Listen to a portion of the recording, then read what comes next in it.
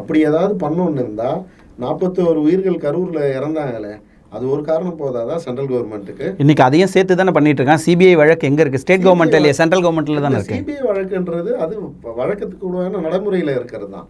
அங்கே என்ன நடக்குதுன்றது நமக்கு தெரியாது.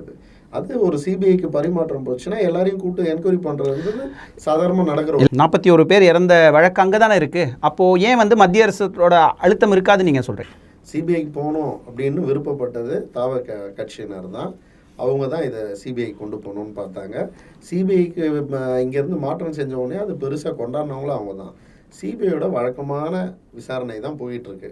அதனால் அந்த விசாரணைக்குள்ளே போயிட்டு இது பல்வேறு முடிச்சுகள் போட்டு அங்கே வச்சு இங்கே ஏதாவது விஜயம் பண்ணுறாங்களான்றதெல்லாம் அந்த இடத்துல அவர் விஜயம் கிடையாது. அப்படி அரசியல் பண்ணுற இடத்துல பிஜேபியும் கிடையாது. இதெல்லாம் பண்ணி இப்படி தான் ஒரு கட்சியை நம்ம கூட்டணியில் சேர்க்கணுன்ற இடத்துல அதிமுகவும் கிடையாது.